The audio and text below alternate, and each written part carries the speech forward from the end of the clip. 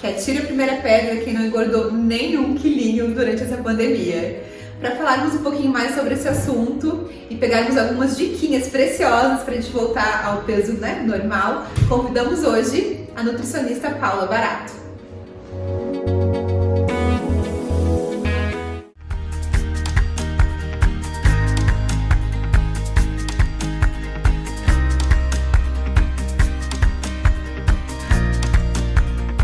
Oi, Paula! Oi, Gabi, tudo bem? Seja muito bem-vinda. Obrigada por também ter aceitado o nosso convite para participar aqui com a gente hoje. Estou à disposição, com certeza. Que bom! Não vou negar que essa pandemia me virou completamente do avesso e acredito que não foi só comigo. Com certeza, Gabi. Na realidade, foi um geral, né? Tem muita gente procurando você, reclamando, né, que não adianta, a gente acaba descontando na comida. Como é que foi isso aqui pro consultório? Nossa, assim, ó, gente, foi uma coisa absurda, né? Ninguém esperava que as coisas tomassem realmente esse rumo, né? E isso mudou muito o comportamento das pessoas, né? Então, a gente estava num ritmo frenético, né, de trabalho, estava todo mundo com essa rotina e daqui a pouco tudo mudou, né? E isso, então, acabou interferindo demais na relação das pessoas com a sua alimentação, né? Porque toda essa mudança despertou muitos sentimentos de insegurança, de ansiedade, né? E tudo isso acaba repercutindo na forma como as pessoas se alimentam. Com certeza. Eu que o diga, gente, ansiosa que eu sou, descontei assim tudo e mais um pouco na comida. Às vezes a gente nem tá com fome e acaba comendo, né? Mais por uma ansiedade mesmo. Você poderia falar um pouquinho mais sobre isso, porque eu sei que existe, né, mais do que um tipo de fome, então fala um pouquinho sobre essa diferença pra gente. Ótimo. Então, gente, é o seguinte, como a Gabi falou, existem vários tipos de fome. E a gente precisa aprender a identificar esses tipos de fome, porque a partir do momento que eu identifico qual que é o tipo de fome que eu tenho, eu consigo então verificar se é o momento certo de eu oferecer comida para o meu organismo ou não. Então existem aí 5 tipos que eu trabalho dentro do consultório. Então inicialmente, né, a fome fisiológica, que é aquela fome que a gente não tem nenhuma dúvida. Então, o estômago ronca, né? Fome real. Isso! O estômago ronca, a gente se sente indisposta, dor de cabeça, enfim. É uma sensação inata, né? Nós nascemos com ela, então não há dúvidas quando é fome fisiológica.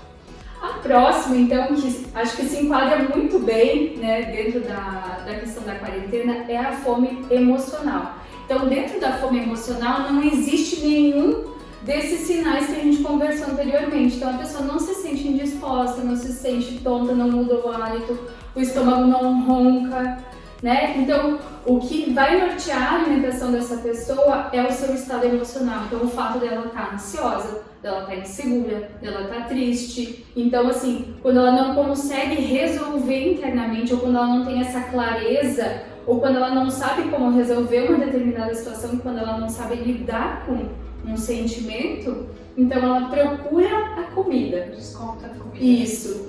E aqui tem uma grande problemática, por quê? Porque assim como a gente tem um sinal fisiológico para dormir, para urinar, para evacuar, a gente tem para oferecer o alimento para o nosso organismo.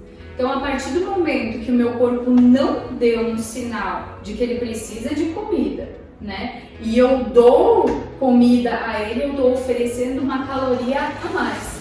E isso é muito relevante no processo de ganho de peso, né? Então, saindo da fome emocional, a gente entra num outro tipo de fome, que é a fome social. Então, é quando a gente se alimenta porque as outras pessoas estão se alimentando. Então, né, nesse momento de quarentena, o que acontece? Tem marido, filhos, tem mais pessoas em casa e realmente cada pessoa sente fome em momentos diferentes, né? E muitas vezes o que acontece, né? Principalmente, assim, eu vejo com as mamães, né? Então, eu vou dar comida pro meu filho e acabo comendo junto, né? Então, porque o outro estava comendo, eu não necessariamente estava com fome, mas acabei me alimentando, né?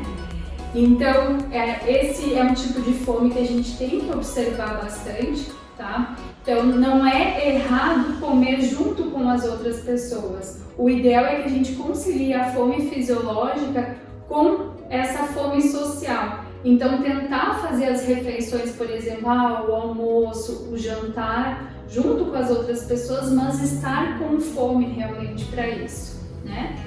O próximo tipo de fome é o desejo específico. De doce. Na realidade, assim, esse é um tipo de fome que é muito confundido, porque é o seguinte, o desejo específico, como o próprio nome diz, ele é muito específico. Então, sabe aquele momento assim que tu tá, vamos supor, fazendo uma coisa aleatória, tipo, tá trabalhando ali no home office e daqui a pouco, nossa, vontade de comer o bolo da minha mãe. Tu não viu o bolo da tua mãe, tu não teve contato com comida e tu sabe que é o bolo da tua mãe. Não é o bolo da padaria, não é outro tipo de bolo, é aquele. Então, quando a gente sabe exatamente qual que é o alimento, aí o desejo específico é muito interessante da gente obedecer. E se a gente parar para analisar, ele acontece de uma forma muito pontual. Ele não é o tempo todo. Então, aqui é uma pegadinha, né? O desejo de doce, ele tem muito mais, normalmente, tá? O caráter dele tem mais a ver com a fome emocional, tá? Que é ou as pessoas buscam por massas, né? Que normalmente está associado assim com um pãozinho, então aquele café da tarde, casinha da mãe, café com leite, leitinho, mãe. Se sente abraçada. Isso, né? aquela coisa assim que tu se sente abraçado. Então, normalmente a fome emocional está associada ou com as massas, né? As farinhas de maneira geral, ou então com doces. Então, sempre que preceder a vontade do doce, a gente deve se questionar, eu tenho fome de quê? É realmente do doce? Ou será que eu estou tentando lidar com uma lembrança? Isso, né? será que eu estou tentando lidar com algum sentimento, né? E o último tipo de fome, assim, que na realidade eu acrescentei pela minha observação, assim, dos pacientes, né, do consultório, é a fome impulsiva. Então, o que é? É quando a gente tá com aquela situação do tipo, tem um alimento aqui perto de mim e eu como porque ele tá na minha frente. Não tô fazendo nada, a comida tá aqui, então... Tipo, nossa, que gostoso, tchau. Conheço bem. Então assim, esse não teve fome fisiológica, não teve nenhum dos tipos de fome que a gente falou anteriormente. Então, a fome assim que a gente não deve se alimentar seria na fome emocional. Então, assim, quando a gente tem questões relacionadas aos nossos sentimentos, é importante a gente tentar resolver, né? E aí depois a gente entra nesse quesito. E essa fome impulsiva. Então, porque ela na realidade tu tá investindo, né? Tu tá agregando caloria, mas sem aquilo ser realmente relevante pra ti, né? Então, talvez por causa dessa fome impulsiva que você citou agora, que seja bom a gente manter esses alimentos escondidos, né? Isso, exatamente. Porque acaba que a gente que tem filho pequeno em casa não tem jeito, sempre vai ter uma bolacha na dispensa, enfim, alguma coisa, né? E acaba que a gente come junto também, esse é um outro problema. Isso. Então, agora que tu entrou nesse assunto, Gabi, eu até já vou entrar então nas dicas, na parte prática sobre isso que a gente conversou. Então, inicialmente seria, né, a primeira dica seria analisar qual desses tipos de fome que está acontecendo contigo. Então, toda vez que tu for se alimentar, é interessante repensar, qual tipo de fome que eu tenho? A gente tentar entender, né? Isso, tentar entender. Quando for relacionado a algo sentimental, aí é importante tu identificar quais são as situações gatilho que te geram ansiedade.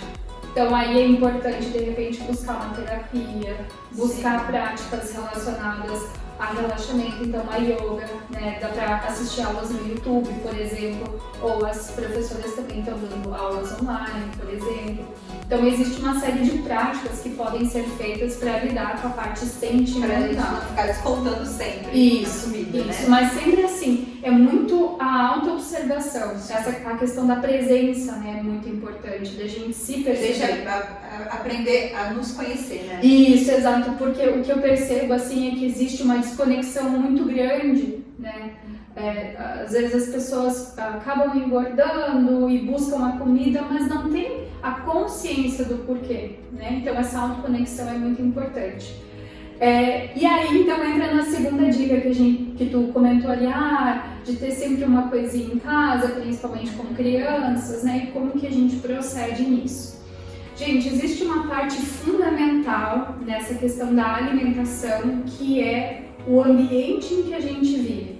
Qual o ambiente? É o ambiente externo, que ele é composto do ambiente físico, né? Então, assim, a tua casa, certo? E as pessoas que compõem esse ambiente, né?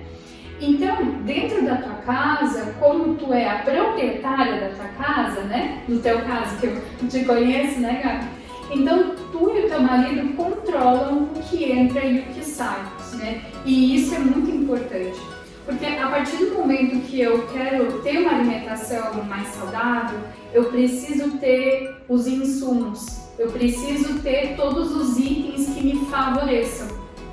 Além de eu ter esses itens, eu preciso então ter coisas, ter estratégias que eu não fique refém da minha força de vontade.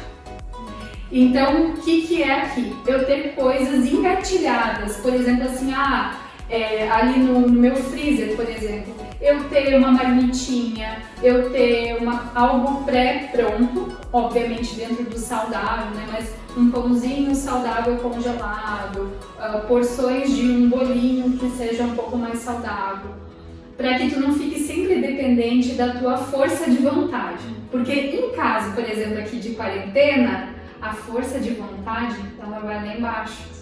Porque quando mexe muito com a gente, é difícil tu ficar só ali na tua força de vontade, né? Então, se tu tiver essas pequenas estratégias, fica muito mais fácil. E daí a gente acaba comendo o que vem pela frente, né? Porque o que é o mais fácil. Isso, exatamente. Normalmente o mais fácil não é o mais saudável. Porque se tu tiver que sempre depender do cozinhar, do preparar, olha, pode ter certeza que a tendência de ter muito mais falha do que se tu tiver todas esse pré-preparo, essa organização, né? Então, além de ter isso que a gente conversou agora, outro detalhe também é a disposição que isso fica no ambiente.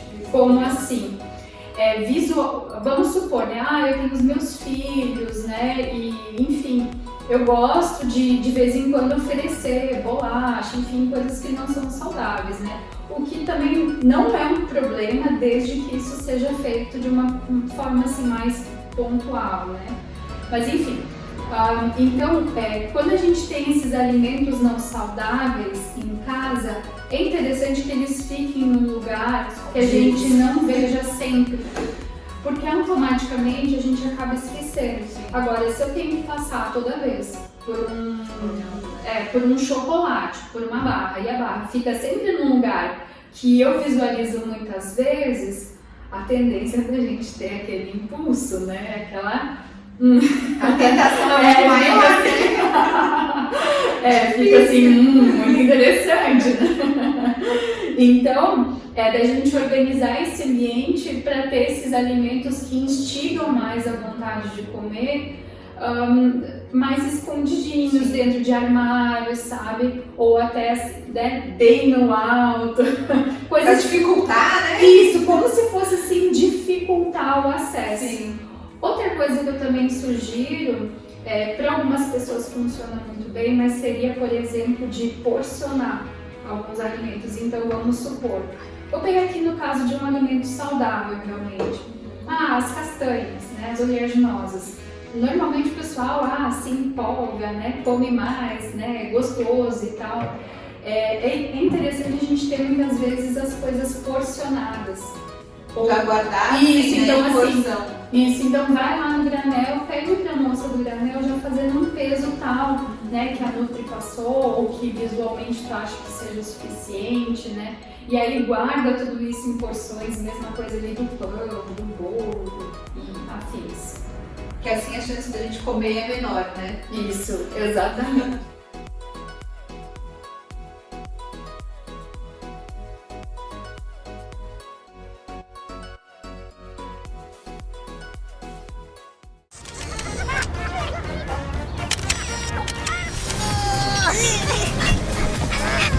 No seu banheiro existe um mundo que você não vê. 10 entre 10 escovas estão contaminadas. Após o primeiro uso, as escovas dentais já estão contaminadas com fungos e bactérias presentes em todo o banheiro. Bucal Protect foi criado por dentistas com o apoio da Associação Brasileira de Odontologia e é a solução para uma limpeza completa da escova dental.